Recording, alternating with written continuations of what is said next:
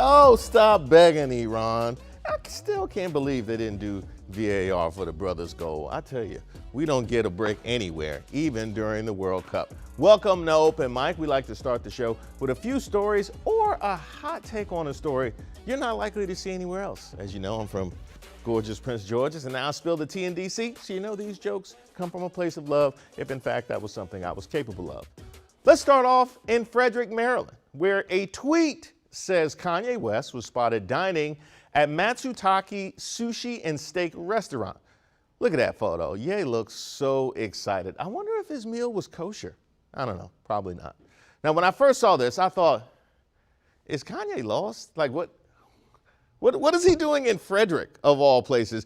Then I saw that he was in Maryland to be a guest on the Tim Pool Show, an appearance he promptly stormed out of in the middle of the interview, as the clip that you are seeing right here. And yes, that is an L that we have to take as a state, that's where they shoot the Tim Pool Show. But you are bound to work up an appetite arguing with podcasters. The only way to make things right? Hibachi. Yes, that's right. Ye looks upset, even though hibachi grills are the happiest of restaurants. It goes hibachi grills and then medieval times right underneath it. You get dinner and a show. He must not have caught any of the pieces of food with his mouth when the chef tossed them. That will upset you. Shout out to Kyle Walsh for tweeting this picture.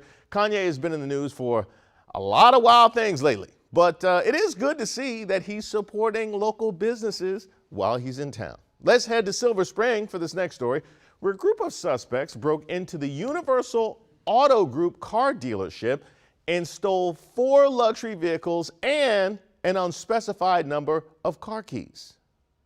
Right now at 6, new video just into our newsroom tonight from Montgomery County Police. You can see here a group of thieves break into a dealership in Silver Spring, and they make off with 4 luxury cars. Yeah, they look like professionals. You can't be that casual during a car theft. I'm just imagining myself in a car theft. Like, those are professionals. Those cars are on a barge on their way to Nigeria by now. Now, I can understand stealing the 4 vehicles since there's 4 of them and they can only drive 1 car at a time, but stealing all those keys? Like, are they planning to come back? And if so, how are you gonna remember which key goes to which car? They're gonna be wandering aimlessly through the lot like somebody who forgot where they parked at the mall.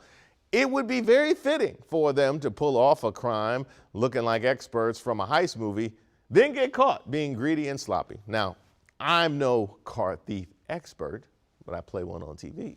So if there's any other reason they stole a bunch of keys, you guys let me know. I promise not to question how you know the answer to why they stole all those keys. Let's take a trip to Hawaii for this next story, where Dwayne "The Rock" Johnson returned to a 7-Eleven he used to steal from as a teenager and bought all of the Snickers bars in stock to give them away in order to clear his conscience and make things right. I have been waiting decades to do what I'm getting ready to do now. Hey, where's your Snickers? When I was 14 years old, every day I used to stop here at this 7-Eleven and steal a king-size Snicker bar because I couldn't afford to buy one. That was my pre-workout food. I did that for almost a year every day. Oh man, I would love to follow suit, but it's no more highs or super fresh. So they just gonna have to take that L. Those store employees, by the way, must have known he was stealing those Snickers. They just saw The Rock and didn't say anything. I mean, would you try and confront somebody the size of The Rock over a candy bar? 7-Eleven employees don't get paid enough of that. They turn a blind eye daily, and I can't blame them. The Rock bought every Snickers bar in the store and paid for the other customers' purchases also, by the way, which came to just under $300, or roughly the price of 5 bottles of The Rock's Terramana tequila. Now, I personally would rather have that and some candy bars, but free is free. This looks like a cheesy PR flex for me for social media, but The Rock says the stolen Snicker bars have been weighing on his soul for years, so you know what? I'll take his word for it because, once again, he's way bigger and stronger than me, and I'm not trying to get checked into the SmackDown Hotel. Good for you, Dwayne Johnson. I smell what you're cooking, and it smells like redemption and very old hot dogs and taquitos and whatever else is in that little case in 7-Eleven. Now, I chose this last story because it sounds almost too crazy to be true. Every single monk in a Buddhist temple in Thailand was defrocked after all of them tested positive for meth. Who knew that monks even got drug tested? Clearly, they wanted to achieve nirvana by any means necessary. Now, Thailand happens to be a major transit country for methamphetamine, with meth pills selling for around 50 cents, which I guess makes it about the only drug you can afford as a monk.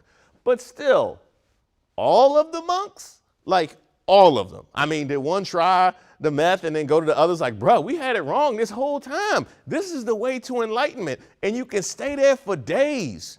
The monks are now undergoing drug rehabilitation at a health clinic, which is very good news. They had to deal with this before Hollywood hears about it and makes a movie. Because yesterday I told you all about Cocaine Bear, so you just know somebody's already writing a meth monk screenplay. My favorite story today? How about The Rock? The Rock and his heart of gold, or in this case, chocolate, peanuts, and nougat. That's a nice positive story. I'm just playing. My favorite story is definitely the meth monks. It doesn't get better than the meth monks.